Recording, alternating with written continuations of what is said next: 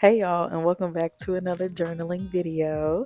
I'm here to get into my reading journal and complete a spread for a video that's already on my channel. Now, real quick, let's go ahead and flip through some of these pages that you guys haven't seen.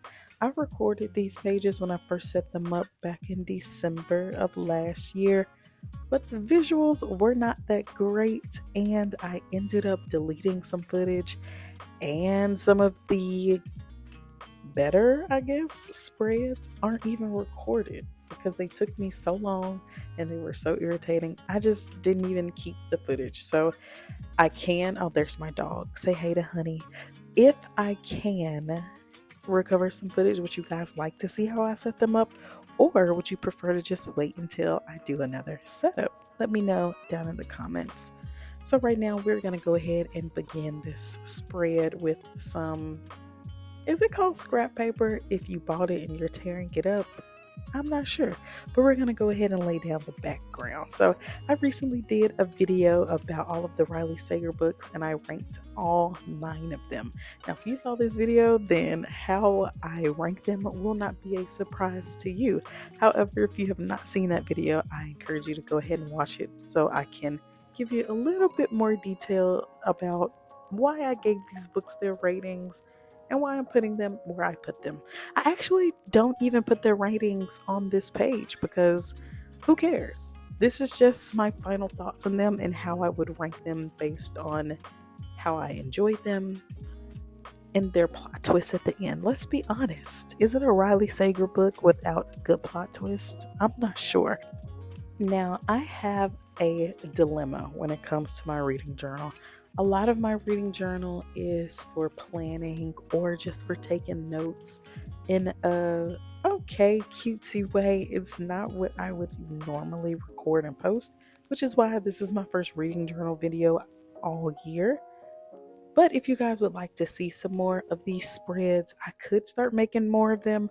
I just typically am a mood reader, so it's kind of hard to group them unless I do a video like this one. So I read 5 Riley Sager books this year so that I could rank all 9 of his books.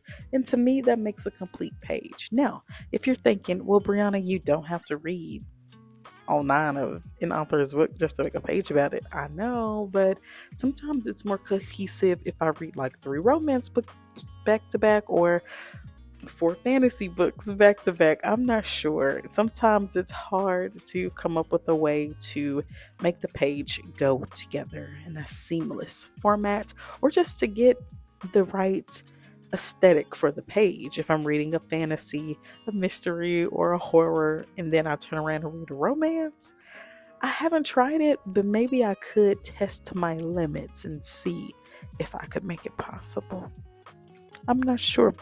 But I do have some monthly spreads that I started the months out with. But another thing is I just kind of forget to do it. I just kind of forget to set up my reading journal. So maybe if I know that you guys want to see it, I'll set it up more often. Not sure. I'm rambling now, but let's get back into the spreads. Please excuse the appearance of my bonnet into some of these shots. I forget how far I can lean into my journal and how far back I need to sit sometimes when I'm really trying to get something right on my page. So I apologize while I get back into the swing of things. Some of my things may be a little off, and one of those is that you might see my bonnet a couple of times. Okay, so I have set out, or I have planned for 3 different sections. We have the top 3, which are the absolute best over there on the left hand side.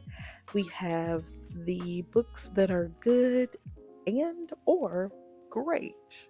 They're just not the best. And then at the bottom we have the books that are just either not that good or they're just okay.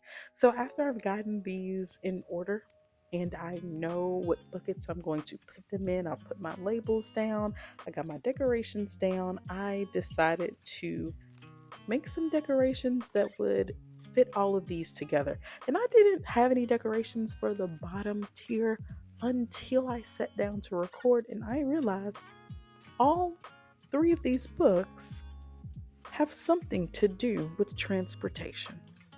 Follow me.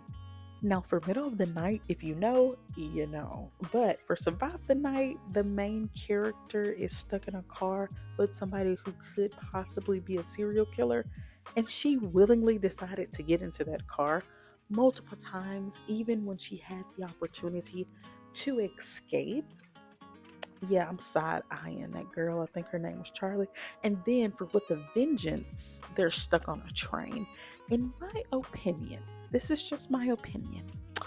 The books in which Riley Sager writes about people stuck on some mode of transportation are not really the best because the main character has not thought this through. So, anyway, those are the books that are not the greatest. The next three in the good or even possibly great category are Final Girls, Home Before Dark, and The Only One Left. In that order from top to bottom. So, Final Girls and Home Before Dark are kind of tied to me, and I go back and forth. Sometimes I think Final Girls is a better book than Home Before Dark. Most times I do, actually. However, the road to get to the endings of both of those books were pretty good to me. While the ending of one of those books was pretty much guessable, and the ending to the other one was not, one of those endings also kind of left me a little confused. So I go back and forth. And if you don't know which books I'm talking about, I'm so sorry. That was a little confusing. To me, Final Girls was kind of obvious and Home Before Dark was a little confusing, but both of them were very fun on the way there. Now, The Only One Left had such a convoluted and confusing ending. And some people are going to really love it because the plot twist. You want to talk about a plot twist? Not only was there a plot twist, there were at least 7 reveals that almost didn't make sense. But nonetheless, you couldn't guess them. So it is what it is. Now, you want a true Riley Sager book. The Only One Left is probably a true twisty, turny Riley Sager book until the end. Now, to get to the end of the book, it takes a little bit of a slow trek. Okay? A slow upheaval, slow uphill battle, if you will. Okay? Now, my top 3 are Lock Every Door, The Last Time I Lied, and The House Across the Lake. To me, this is just my opinion. Okay. I just really feel like the entire book was good. There were some reveals along the way.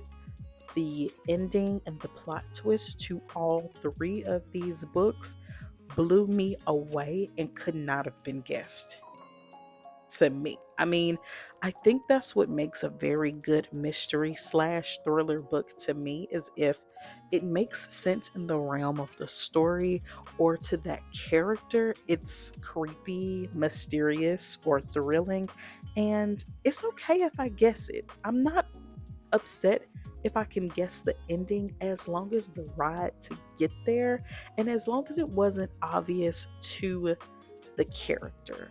And obviously, the character is not going to think that the obvious is obvious. That's not what I'm saying. I'm saying if I feel like the entire book, they should have at least thought about it, like at least once, and it didn't even cross their minds, that's when I kind of check out of the book. You know, at least give it some thought, girl. Like, come on now. You didn't think about it at all. I have a really good example of that, and that's Ace of Spades. Because to me, it should have at least been thought about. It should have at least crossed your mind that was what was happening. I got a little tongue tied there, so I'm gonna get back to Riley Sager and just mystery thriller books in general. I just finished up A Good Girl's Guide to Murder for the 3 prompts that I pulled for my Patreon exclusive video, and I have all the thoughts. So go ahead and check that video out by joining my Patreon if you would like. But I will say that has me craving some more mystery thriller books. There's just one bone to pick that I have. I only have. I only have one bone to pick with that entire book. And to me, I think that's pretty good.